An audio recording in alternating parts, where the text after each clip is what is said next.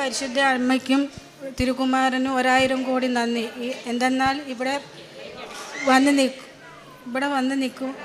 വന്ന് നിൽക്കുവാൻ അവസരം ഒരുക്കി തന്നതിന് 1000 കോടി നന്ദി.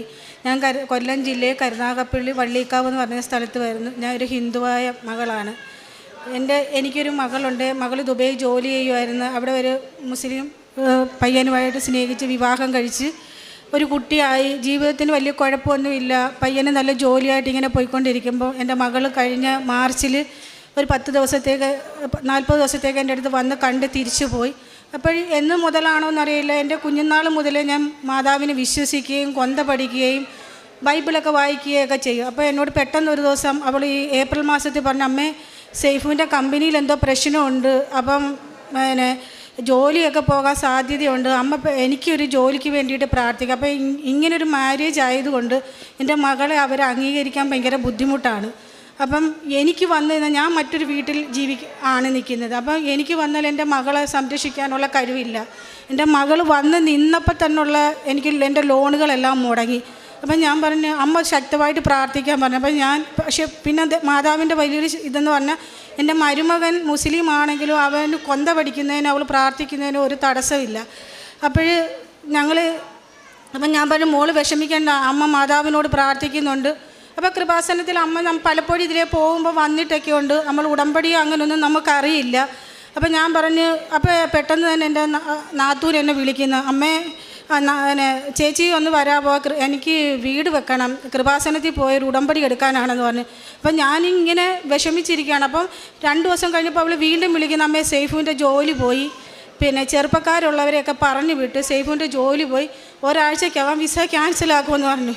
അപ്പം ഞാൻ പറഞ്ഞു, എൻ്റെ മാതാവേ, ഈ കുഞ്ഞിനെ ഇവളെ സംരക്ഷിക്കാനുള്ള ശേഷി എനിക്കില്ല, എത്രയും പെട്ടെന്ന് അവനൊരു ജോലി ശരിയാക്കി കൊടുക്കണമെന്ന് പ്രാർത്ഥിച്ചുകൊണ്ടിരിക്കുമ്പോഴാണ് നാത്തൂൻ ഈ ഉടമ്പടിയുടെ കാര്യം പറയുന്നത്. അങ്ങനെ വെളുപ്പിനെ 4 മണിക്ക് ഞാനും എൻ്റെ സഹോദരൻ്റെ വൈഫും കൂടി ഇവിടെ വന്ന് ഉടമ്പടിയിൽ ഞാൻ ആദ്യം വെച്ചത്, എൻ്റെ മരുമകന് ഒരു ഫാമിലി വിസ ഒരുക്കി കൊടുക്കണം, ഒരിക്കലും എൻ്റെ മോളും കുഞ്ഞും നാട്ടിൽ വരാൻ ഇടയാകരുത്. ഇപ്പം നിങ്ങൾക്ക് എന്നെ കണ്ടാൽ എന്ത് തോന്നിയാലും അന്നത്തെ എൻ്റെ അവസ്ഥ ഇതല്ല.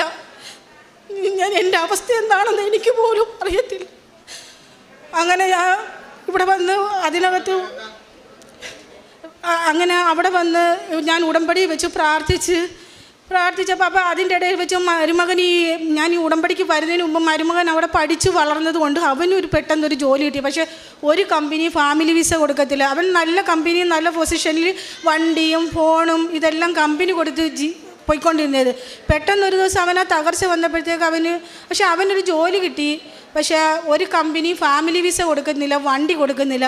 അപ്പം ഒരു ജോലി അവിടെ പിടിച്ച് നിൽക്കണമല്ലോ. അപ്പം ഇച്ചിരി നല്ല സാലറിയുള്ളൊരു ജോലി പെട്ടെന്ന് കിട്ടി. അപ്പോൾ ഫാമിലി വിസ ഇല്ല എങ്കിലും ആ ജോലി അവന് കിട്ടും. അപ്പോൾ എൻ്റെ മോക്ക് വേണ്ടിയിട്ടൊരു ജോലിക്ക് വേണ്ടി ഞാൻ പ്രാർത്ഥിച്ചു. അപ്പം ഞാൻ ഇവിടെ വന്നിട്ട് അത് അമ്മയോട് പറഞ്ഞു, അമ്മ ഞാനൊരു ഫാമിലി വിസയ്ക്കാണ് പറഞ്ഞത്, എന്നാലും വേണ്ടതില്ല, എൻ്റെ മോക്കൊരു എന്തെങ്കിലും ഒരു ജോലി കൊടുത്ത് അവിടെ നിർത്തണേ അമ്മയെന്ന് പറഞ്ഞ് അവൾ കയറി വരാനിടയാകട്ടെന്ന് പറഞ്ഞ് അങ്ങനെ ഇവിടെ വന്ന് ഞാൻ ഉടമ്പടി എടുത്ത് കഴിഞ്ഞ് ഇവിടെ ഈ കാശ് രൂപം തന്നപ്പോഴത്തേക്ക് എൻ്റെ ശരീരത്തിൽ നിന്നൊരു വിറയിൽ പോലെ, എനിക്ക് അതുവരെ ഞാനൊരു ഭ്രാന്തിയുടെ അവസ്ഥയിൽ ഞാൻ നിൽക്കുകയാണ്.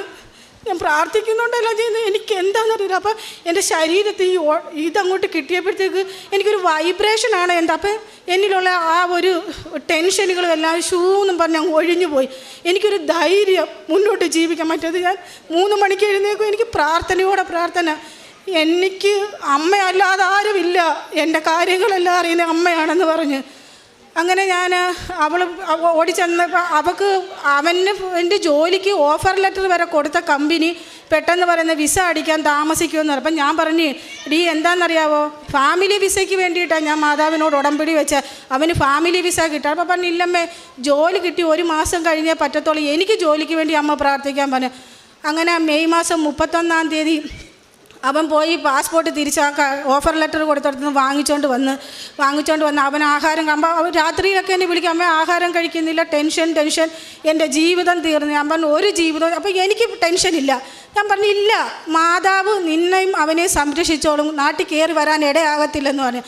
അങ്ങനെ ഇപ്പോൾ ഉണ്ട്. അപ്പോൾ പറഞ്ഞ അവൻ്റെ പണ്ടത്തെ ഒരു കൂട്ടുകാരൻ, അവനും നമ്പറില്ല, വേറെ ആരോ വഴി ഒരു കൂട്ടുകാരനും പറഞ്ഞ് സൈഫുവിന് ഇതുപോലെ ജോലി നഷ്ടപ്പെട്ട് ഫാമിലി ഉണ്ട്, ആകെ പ്രശ്നം. അപ്പോൾ പറഞ്ഞ് എൻ്റെ ഉപ്പായി വന്ന് കാണാൻ പറഞ്ഞെന്ന് പറഞ്ഞിട്ട് അവൻ്റെ കൂട്ടുകാരൻ അവന് നമ്പർ കൊടുത്ത്. അപ്പോൾ പറഞ്ഞ അമ്മ ഒരു ആശ്വാസമുണ്ട്, ഇങ്ങനെ അയാളെ പോയി ആ മുതലാളിയെ പോയി കാണാൻ പറഞ്ഞെന്ന് പറഞ്ഞു. അപ്പോൾ അന്ന് ആ പറഞ്ഞ സമയമായപ്പോഴും പുള്ളി വിളിക്കുന്നില്ല. അവസാനം രാത്രി അവിടുത്തെ 10 മണി 12 മണി, ഇവിടെ 10 മണി. അപ്പോൾ എന്നെ വിളിച്ചിട്ട് പറഞ്ഞു അമ്മേ എനിക്കിനി സഹിക്കാൻ വയ്യ, പുള്ളി ചോറ് കഴിക്കുന്നില്ല, എന്തായിത്തീരും. ഞാൻ പറഞ്ഞേ, അപ്പം ഞാൻ മാതാവിനോട് പറഞ്ഞു, മാതാവേ എനിക്ക് അമ്മയെ വിശ്വാസമാണ്, അവർക്ക് ജോലി കൊടുക്കും, ഏറ്റവും നല്ലത് കൊടുക്കും, എനിക്ക് വിശ്വാസമാണ്. പക്ഷേ അവർക്കൊരു സമാധാനത്തിന് വേണ്ടി എന്തെങ്കിലും ഒരു അത്ഭുതം പ്രവർത്തിക്കാമേ. അപ്പം ഞാൻ പറഞ്ഞു ഇനിയിപ്പോൾ രാത്രി ആരും കമ്പനി ഇൻ്റർവ്യൂവിന് വിളിക്കത്തില്ല എന്ന് പറഞ്ഞു.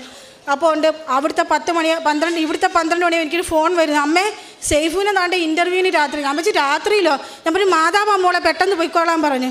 അവൻ ചെന്ന് മുതലാളിയെ കണ്ട് സംസാരിച്ചു, ഓക്കെ നാളെ രാവിലെ നീ മാനേജറെ വന്ന് കാണാൻ പറഞ്ഞു. അപ്പം മാനേജർ എന്താ പറയുന്നതെന്ന് അറിയത്തില്ലല്ലോ. അങ്ങനെ പിറ്റേ ദിവസം 10 മണിയായപ്പോൾ അവനെ അങ്ങോട്ട് വിളിക്കുന്നത്, നീ പെട്ടെന്ന് വരാം. അങ്ങനെ ചെന്നപ്പോൾ എൻ്റെ മരുമോന് ഫാമിലി വിസ, പിന്നെ വണ്ടി, പെട്രോള്, പിന്നെ മൊബൈൽ എല്ലാം കമ്പനി കൊടുക്കാമെന്ന് സമ്മതിച്ച് അവനെ ജോലിക്ക് എടുത്ത്.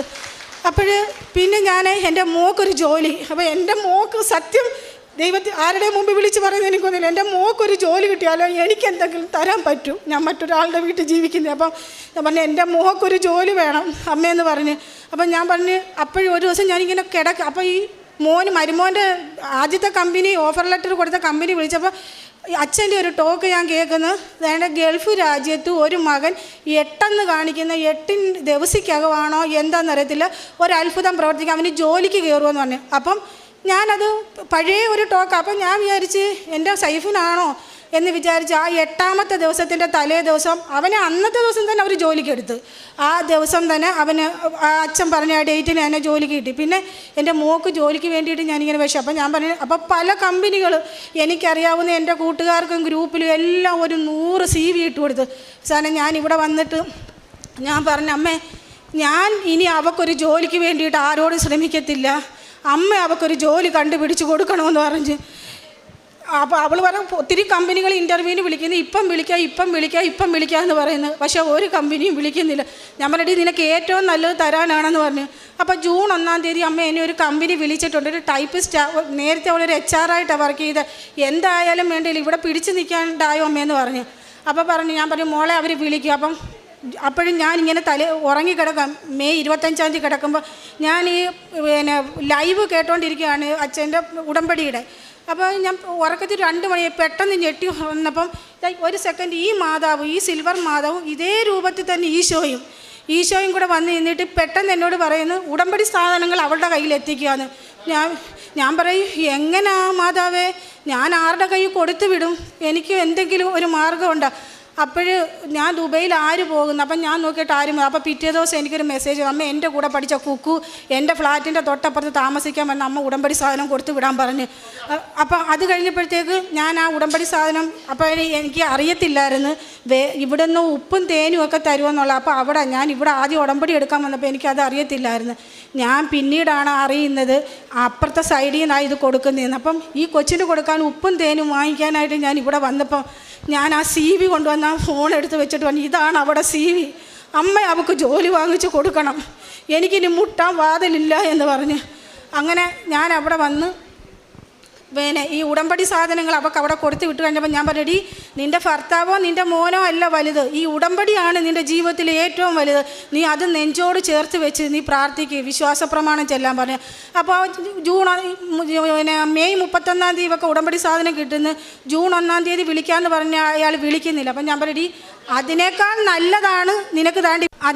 നല്ലതാണ് നിനക്ക് മാതാവ് ഒരുക്കി വെച്ചേക്കുന്നത്. അപ്പോൾ പറഞ്ഞു അമ്മേ ഞാൻ CV ഒന്നും അയച്ചിട്ടില്ല, ആദ്യത്തെ മോലാളിയുടെ സൈഫുവിൻ്റെ ഒരു കൂട്ടുകാരനൊരു ജോലി മേടിച്ച് തരാമെന്ന് പറഞ്ഞ് 2 ഇൻ്റർവ്യൂ ഉണ്ട് കമ്പനി ചെല്ലാണ്. ഞാൻ പറഞ്ഞ് ആ ഉപ്പ് എടുത്ത കമ്പനി കൊണ്ടുമ്പോൾ വിശ്വാസ പ്രമാണം ചൊല്ലി അവിടെ ഇടണം, ഈ തേൻ മോടെ നാക്കിൽ ഇറ്റിച്ചില്ല. അപ്പോൾ ഇൻ്റർവ്യൂ ചെയ്യുമ്പോൾ എത്ര എക്സ്പീരിയൻസ് ഉണ്ടായാലും നിന്നെ അവർക്ക് ഇഷ്ടപ്പെടണ്ടേ, ശരിയമ്മയെന്ന് പറഞ്ഞു. അപ്പോൾ അവൾ അവിടെ ചെന്നിട്ട് എന്നെ വിളിച്ചിട്ട് എൻ്റെ അടുത്ത് പറഞ്ഞു അമ്മേ ഞാൻ താണ്ടി ഇവിടെ കമ്പനി വന്ന് ഇൻ്റർവ്യൂവിന് കയറാൻ പോകുന്നു. ഞാൻ പ്രത്യക്ഷ പ്രാർത്ഥന ചൊല്ലി ഞാനൊരു 3 പ്രാർത്ഥന ചൊല്ലിയപ്പോൾ എൻ്റെ ഫോണിൽ ആ സെക്കൻഡ് വിളി വരുന്നു. അമ്മ എത്ര സാക്ഷ്യം വേണമെങ്കിലും പറഞ്ഞല്ലോ, എനിക്കും കമ്പനി വണ്ടിയും മൊബൈലും എല്ലാം തരുന്ന നല്ല ജോലി എനിക്കും ആക്കി തന്നെന്ന് പറഞ്ഞു. ഞാൻ കഴിഞ്ഞ മെയ് മാസം 10-ാം തീയതിയാണ് ഞാൻ വന്ന് ഉടമ്പടി എടുത്തത്. അപ്പം ഞാൻ വിശ്വസിച്ച് പിന്നെ എനിക്ക് എൻ്റെ ഇതിൻ്റെ ഇടയിൽ ഒത്തിരി സംഭവങ്ങളെല്ലാം മാതാവ് ഒരുക്കി തന്ന് അതെല്ലാം കഴിഞ്ഞ് അവളിപ്പോൾ ജോലിക്ക് പോകുന്നു, മരുമകൻ ജോലിക്ക് പോകുന്നു. പിന്നെ എൻ്റെ പ്രേക്ഷിത പ്രവർത്തനം എന്ന് വെച്ചാൽ ഞാൻ ഇവിടെ വന്ന് രണ്ടാമതും ഞാൻ പത്രം വാങ്ങിച്ച് ഞാൻ ക്രിസ്ത്യൻസിന് ഞാൻ പള്ളിയിൽ പോകും, കുർബാന സ്വീകരിക്കത്തില്ല. മിക്ക ഞായറാഴ്ച ഞാൻ പള്ളിയിൽ പോയി കുർബാന കാണും. പക്ഷേ ഞാൻ ഇതിവിടെ ഉടമ്പടി എടുക്കുന്നതിന് മുമ്പേ ഞാൻ പള്ളിയിൽ പോകും, കുർബാന സ്വീകരിക്കത്തില്ല, സ്വീകരിച്ചുകൂടാല്ലോ. അങ്ങനെ ഞാൻ പള്ളിയിലൊക്കെ പോയിട്ട് ഞാൻ അവിടെ അപ്പോൾ എൻ്റെ അടുത്തൊരു ചേട്ടൻ പറഞ്ഞ്, നിധി ഈ പത്രം ഇവിടെ പള്ളിയിൽ കൊടുത്താൽ പോരെ? ഞാൻ പറഞ്ഞില്ല, ഞാൻ ക്രിസ്ത്യാനികൾക്ക് കൊടുക്കത്തില്ല, ഓൾറെഡി ക്രിസ്ത്യാനികൾക്ക് മാതാവിൻ്റെ മഹത്വം അറിയാം, ഞാനിത് ഹിന്ദുക്കൾക്കേ കൊടുക്കത്തുള്ളൂ എന്ന് പറഞ്ഞു. അങ്ങനെ ആ പത്രങ്ങളെല്ലാം ഞാൻ എല്ലാ വീടുകളിലും 2 ക്രിസ്ത്യാനികൾക്ക് വല്ലതും കൊടുത്തിട്ടുണ്ടാവുമായിരിക്കും, അവർക്കെല്ലാം ഞാൻ കൊണ്ടുവന്ന് കൊടുത്ത് അവരോടെല്ലാം ഞാൻ എൻ്റെ അനുഭവം പറഞ്ഞ് അത് കഴിഞ്ഞിട്ട് എന്നെക്കൊണ്ട് ഒക്കുന്ന രീതിയിൽ ഞാൻ ഹോസ്പിറ്റലുകളിൽ പോകും, അവർക്കൊക്കെ ഉള്ള ആഹാരം എന്നെക്കൊണ്ട് ഒക്കുന്ന രീതിയിൽ ഞാൻ എൻ്റെ വീട്ടിൽ തന്നെ ചെയ്തു കൊടുക്കും. അത് കഴിഞ്ഞ് പിന്നെ എൻ്റെ വീടിൻ്റെ അപ്പുറത്ത് ഒരു മോള്, അവൾക്ക് 3 കുട്ടികളുണ്ട്, അവിടെ ബ്രസ്റ്റിനൊരു തടുപ്പ് പോലെ വന്ന് അത് കീറി വലിയ പ്രശ്നമായി. ആ ചേച്ചി എന്നോട് വിളിച്ച് പറഞ്ഞ്, ഞാൻ ഈ ഉടമ്പടി തൈലവും ഈ ഉപ്പും ഈ തേനുമായിട്ട് അവളെ കാണാൻ അവിടെ ചെന്നപ്പോഴത്തേക്ക് അപ്പോൾ ആദ്യത്തെ ദിവസം ഞാൻ പോകാൻ പോയപ്പോൾ ഈ കഴിഞ്ഞ ബുധനാഴ്ച പോകാൻ പോയപ്പോൾ ഞാൻ വരുന്നെന്ന് പറഞ്ഞപ്പോഴത്തേക്ക് എനിക്കൊരു തലവേദന. അപ്പം ഞാൻ പറഞ്ഞു, എന്താ മാതാവേ എനിക്കിങ്ങനെ തലവേദന? പിറ്റേ ദിവസം വ്യാഴാഴ്ച എന്ത് തന്നെ സംഭവിച്ചാലും പോകുകയെന്ന് പറഞ്ഞിട്ട് ഇതെല്ലാമായിട്ട് അവിടെ ചെന്നപ്പം അവളെക്കാൾ വേദന അനുഭവിക്കുന്ന ഒരു മകൾ ആ വീട്ടിൽ വന്നിട്ടുണ്ട്. ആ മകളോട് സംസാരിക്കാനാണ് ഇന്നലെ എനിക്ക് ആ തലവേദന വന്ന് ഇന്നത്തേക്കാക്കിയത്. അപ്പം ഞാൻ ഈ ഉപ്പും ഇതെല്ലാം കൊടുത്ത് ഞാൻ അവളുടെ ആ ബ്രസ്റ്റിൻ്റെ അവിടെ കുരിശ് രൂപം വരച്ച് തൈലം വെച്ച് പിറ്റേ ദിവസം വന്നപ്പോൾ എന്നെ വിളിക്കുന്നു, ചേച്ചി എനിക്ക് മൊബൈൽ ബാലൻസ് ഇല്ലായിരുന്നു. ഞാൻ ഹോസ്പിറ്റലിൽ ചെന്നപ്പോൾ ഡോക്ടർ പറഞ്ഞ് ഇനി ഇതൊരു കുഴപ്പവും ഉണ്ടാകത്തില്ല, ഡോക്ടർ ഏറ്റെന്ന് പറഞ്ഞ്. ആ ബ്രസ്റ്റിൻ്റെ പ്രശ്നങ്ങളായിട്ട് 3 കുഞ്ഞുങ്ങളുണ്ട്. അത് കഴിഞ്ഞ് മറ്റേ കൊച്ച് വിളിച്ച് പറയുന്നു, ചേച്ചി എനിക്ക് മാതാവായിട്ടായിരിക്കും ചേച്ചി അവിടെ എത്തിച്ചത്, ചേച്ചി അത് തന്ന് ഉപ്പും തേനും എല്ലാം തന്ന് എൻ്റെ ഭർത്താവിന് വേണ്ടി ഞാൻ പ്രാർത്ഥിച്ച് ഞാനിപ്പോൾ ഉടനെ തന്നെ കൃപാസനത്തിൽ പോകുമെന്ന് പറഞ്ഞു. അങ്ങനെ അതും ഒരു അത്ഭുതം. അങ്ങനെ അനവധി അത്ഭുതങ്ങൾ. ഞാൻ പ്രേക്ഷിത പ്രവർത്തനവും എനിക്കിതേ ഒന്നേ പറയാനുള്ളൂ, നമ്മൾ ക്രിസ്ത്യാനിയെന്നോ ഹിന്ദുവെന്നോ മുസ്ലിമെന്നോ കർത്തവനെന്നോ വെളുത്തവനില്ല, എല്ലാ നാമങ്ങൾക്കും ഉപരിയായി സർവശക്തനായ തമ്പുരാൻ നമ്മുടെ രക്ഷയ്ക്കായി നൽകിയ നാമമാണ് യേശു ക്രിസ്തു. ആ നാമത്തിൽ വിശ്വസിക്കുന്നവൻ ഒരിക്കലും എങ്ങും പതറാൻ അനുവദിക്കത്തില്ല. പരിശുദ്ധ അമ്മ, ആ പുത്രനെ ഉദരത്തിൽ വഹിച്ച ഭാഗ്യവതിയായ മറിയം, ആ അമ്മയോട് നമ്മൾ എന്ത് ചോദിക്കുന്നു? ഉടമ്പടിക്ക് ഉടനടി എന്ന് പറയുന്നത് പോലെ ഞാൻ എൻ്റെ മോള് അച്ഛൻ ഒരു 11 ഡേറ്റ് കാണിച്ച് 10-ാം തീയതി എൻ്റെ മോള് ജോലിക്ക് കയറുകയും ചെയ്ത് ഞാൻ മോൾക്ക് വേണ്ടി പ്രാർത്ഥിച്ചപ്പോൾ 11-ാം തീയതി ഒരു ഡേറ്റ് എൻ്റെ മുന്നിൽ കാണിച്ച്, പക്ഷേ 10-ാം തീയതി എൻ്റെ മോള് ജോലിക്ക് കയറുകയും ചെയ്ത്. അങ്ങനെ അനവധി നന്മകൾ. ഞാനിനി ഉടമ്പടി പുതുക്കാൻ വരുമ്പോൾ എനിക്കൊരൊറ്റ പ്രാർത്ഥനയും ഞാൻ എൻ്റെ ഉടമ്പടി വെക്കത്തുള്ളൂ. എൻ്റെ മരണം വരെ പരിശുദ്ധ അമ്മയുടെ കൃപയും കർത്താവായ യേശുക്രിസ്തുവിൻ്റെ സ്നേഹവും എനിക്ക് വാങ്ങിത്തരണേ മാതാവേ എന്ന് മാത്രം. എന്തെന്നാൽ അവനിൽ വിശ്വസിക്കുന്ന ഒരാൾ പോലും നിരാശനായി പോകാതെ അനുവദിക്കുകയില്ല. ഏക മധ്യസ്ഥനെ നൽകി ലോകത്തിന് നൽകിയ അമ്മയ്ക്ക് 1000 കോടി സ്തോത്രം പറയുന്നു. എനിക്ക് അമ്മയുടെ കാര്യം എത്ര പറഞ്ഞാലും എനിക്ക് മതിയാകില്ല. നന്ദി എന്നൊരു വാക്ക് ഒന്നിനുമല്ല, അതിനപ്പുറം എന്തെങ്കിലും ഒരു വാക്കുണ്ടെങ്കിൽ എൻ്റെ അമ്മ അത്രമാത്രം നമ്മൾ ആരായാലും, നമ്മൾ എത്ര ചെളി ചവിട്ടിയിരുന്നാലും അമ്മേ എന്നൊന്ന് വിളിച്ചാൽ ഓടിയെത്തുന്ന മാതാവാണ്. നമ്മുടെ അച്ഛനോ അമ്മയും മക്കളും ഒന്നും നമുക്കല്ല, നമുക്ക് ദൈവമാണ്. ദൈവത്തിന് ജീവിതത്തിൽ 1-ാം സ്ഥാനം കൊടുത്താൽ നമുക്ക് ആദ്യം നീ എൻ്റെ രാജ്യനീതി അന്വേഷിക്കുവിൻ, ബാക്കിയെല്ലാം നിനക്ക് കൂട്ടിച്ചേർത്ത് തരുമെന്ന് പറയുന്ന അമ്മ മാതാവിൻ്റെ പുത്രൻ്റെ അടുക്കൽ അമ്മ വഴി നമുക്ക് എന്ത് സാധിച്ചു തരും. ആ അമ്മയ്ക്ക് വേണ്ടി ഇവിടെ വരുന്ന ഓരോ മക്കൾക്ക് വേണ്ടി ഞാൻ പ്രാർത്ഥിക്കുന്നു. പിന്നെ പ്രത്യേകമായി നമ്മൾ പ്രാർത്ഥിക്കേണ്ട അച്ഛനെ, ജോസഫ് അച്ഛന് വേണ്ടി പ്രാർത്ഥിക്കണം. അദ്ദേഹത്തിൻ്റെ പ്രാർത്ഥനയുടെ ശക്തിയുടെ ഫലമാണ് അമ്മ ജീവനത്തെ ഈ മണ്ണിൽ വന്ന് കാലുകുത്തിയത്. അതുപോലെ ഓരോ ഇവിടുത്തെ പ്രേക്ഷിത പ്രവർത്തകരെ നമ്മൾ സമർപ്പിക്കുന്നു. ഇനി എനിക്ക് വരുവാനും എൻ്റെ അമ്മയുടെ മുന്നിൽ സാക്ഷ്യം പറയുവാനും ഈ അൾത്താരെ നീക്കുവാനും ഈ പാവിയായ എന്നെ, ഹിന്ദുവായ എന്നെ അമ്മ ഇടയാക്കിയതിനെ ഓർത്ത് കോടി നന്ദി അർപ്പിക്കുന്നു. ദൈവത്തെ സ്നേഹിച്ചിട്ടും മതി വരാത്ത, വീണ്ടും വീണ്ടും സ്നേഹിക്കാൻ മനസ്സ് വിങ്ങുന്ന ഓരോ അനുഭവ സാക്ഷ്യങ്ങൾ അതാണ് ഓരോ അനുഭവ സാക്ഷ്യങ്ങളും വ്യത്യസ്തമാണെന്ന് പറയുക. മഗ്ദലന മറിയത്തെ പോലെ അതാണ് ബഹുമാനപ്പെട്ട VP ജോസഫ് അച്ഛൻ ഉടമ്പടി ധ്യാനത്തിൽ പറഞ്ഞിട്ടുള്ളത്. ഈശോയെ അവരെവിടെ എടുത്തുകൊണ്ടുപോയി, എൻ്റെ കർത്താവിനെ അവരെവിടെ കൊണ്ടുപോയി എന്ന് വേദനയോടെ വിങ്ങലോടെ അന്വേഷിക്കുന്ന മഗ്ദലന മറിയം. ആ മഗ്ദലന മറിയത്തെ പോലെ കർത്താവിൻ്റെ അടുത്ത് വാക്ക് കൊടുത്ത് ഉടമ്പടി എടുത്തതിന് ശേഷം പിന്നീട് അങ്ങ് ഇഷ്ടപ്പെട്ട് ഈശോയെ പ്രണയിക്കുകയാണ്. അങ്ങനെയാണ് ഇവിടെ വന്ന് 1 മാസമാകുന്നേ ഉള്ളൂ ഈ മകള് ഉടമ്പടി എടുത്തിട്ട്. നമ്മിലൊക്കെ പലരും 10 പുതുക്കി 11 പുതുക്കി നമ്മൾ ഇനിയും സാക്ഷ്യം പറയാത്തവരുണ്ടോ നമുക്ക് ചിന്തിക്കാം. അപ്പോൾ പിറ്റേ ദിവസം തന്നെ വന്ന് സാക്ഷ്യം പറയുന്ന, അന്ന് തന്നെ ഉടമ്പടി എടുക്കുന്ന അന്ന് തന്നെ വെർച്വൽ ഉടമ്പടിയായിട്ടെടുത്ത് ആ ജീവിതം നയിച്ചു വന്ന് സാക്ഷ്യം പറയുന്ന അനുഭവങ്ങളും ഈ അൾത്താരയിൽ ഓരോ ദിവസവും പങ്കുവയ്ക്കപ്പെടുന്നുണ്ട്. അപ്പോൾ തൻ്റെ മകളുടെയും മകൻ്റെയും മരുമകൻ്റെയും ജോലി, ആ ജോലിയൊക്കെ ആ പറയുന്ന ഡേറ്റുകളിലൊക്കെ തന്നെ കിട്ടുന്നു. അതായത് 8 പറയുന്ന ഒരു ഡേറ്റ് ബഹുമാനപ്പെട്ട VP ജോസഫ് അച്ഛൻ ഉടമ്പടി ധ്യാനത്തിൽ പറയുന്നുണ്ട്. അതേ സമയത്ത് തന്നെ ആ മകന് അത് പാതിരാത്രിയാകാം നമുക്ക്, എന്നാൽ അമ്മയുടെ ഫയലിൽ രാത്രി എന്നില്ല പകലെന്നില്ല, അമ്മ എപ്പോഴും. അതുകൊണ്ടാണ് ഈശോ പറയുക, എൻ്റെ പിതാവ് പ്രവർത്തനനിരതനാണ്, ഞാനും പ്രവർത്തനനിരതനായിരിക്കുന്നു എന്ന്. അതായത് ദൈവത്തിൻ്റെ ഫയലിൽ രാത്രിയില്ല പകലില്ല. അവിടുന്ന് താല്പര്യപ്പെടുമ്പോൾ, അവിടുത്തെ ഇഷ്ടം നാം നിറവേറ്റുമ്പോൾ നമ്മുടെ ജീവിതത്തിൽ ദൈവം സ്പന്ദിക്കുന്ന ആ ഒരു നിമിഷം, അത് നമ്മുടെ ജീവിതത്തിൽ പിന്നീട് വെളിച്ചമാകുന്ന നിമിഷമാണ്. തൻ്റെ മരുമകൻ്റെ ജോലി, മകൾക്കും എങ്ങനെ എല്ലാവിധ സൗകര്യങ്ങളോടും കൂടി ജോലി ലഭിക്കുന്നു. വിസയൊക്കെ തീരുവാനായിട്ട് വളരെ ചുരുങ്ങിയ ദിവസങ്ങളുള്ളപ്പോഴാണ് ആ ജോലി ലഭിക്കുക. അതുകൊണ്ടാണ് ഭാരലഘുത്വം എന്ന് പറയുക. താൻ ഇവിടെ വന്ന് ഉടമ്പടി എടുത്ത് ഉടമ്പടി കാശ് രൂപം തൻ്റെ കയ്യിലേക്ക് താൻ എടുത്തപ്പോഴേ ഒരു വൈബ്രേഷൻ ഉണ്ടായി. ഈ വൈബ്രേഷൻ അത് അമ്മ നമ്മെ ഓർമ്മപ്പെടുത്തുകയാണ്, ഞാൻ കൂടെയുണ്ട് കുഞ്ഞെ, നീ ഒന്നുകൊണ്ടും വിഷമിക്കേണ്ട എന്ന്. അപ്പോൾ ഈ ഓർമ്മപ്പെടുത്തലുകളാണ് പിന്നീട് ഈ മകൾക്ക് ശക്തിയാകുന്നത്. പിന്നീട് തനിക്ക് എല്ലാം ലഘുവായി എന്നാണ് പറയുക.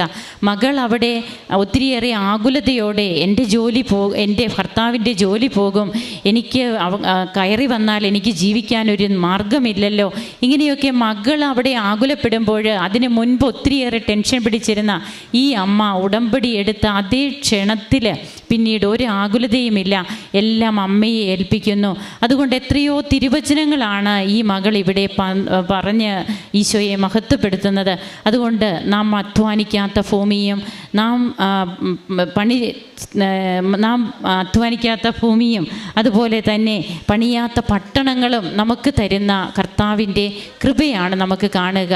നമുക്ക് കരങ്ങളടിച്ച് ഈശോയ്ക്കും അമ്മയ്ക്കും നന്ദി പറയാം. യേശുവേ നന്ദി, യേശുവേ സ്തുതി, യേശുവേ ആരാധന. അത്യപൂർവ ദൈവാനുഭവങ്ങൾ ഇനി നിങ്ങൾക്കും സ്വന്തം. ഈ യൂട്യൂബ് ചാനൽ ഇതുവരെ സബ്സ്ക്രൈബ് ചെയ്തിട്ടില്ലെങ്കിൽ ഇപ്പോൾ തന്നെ സബ്സ്ക്രൈബ് ചെയ്യുക. ഈ വീഡിയോ ഇപ്പോൾ തന്നെ നിങ്ങളുടെ സുഹൃത്തുക്കൾക്ക് ഷെയർ ചെയ്തുകൊണ്ട് കർത്താവിൻ്റെ പ്രേക്ഷിതരാകുക.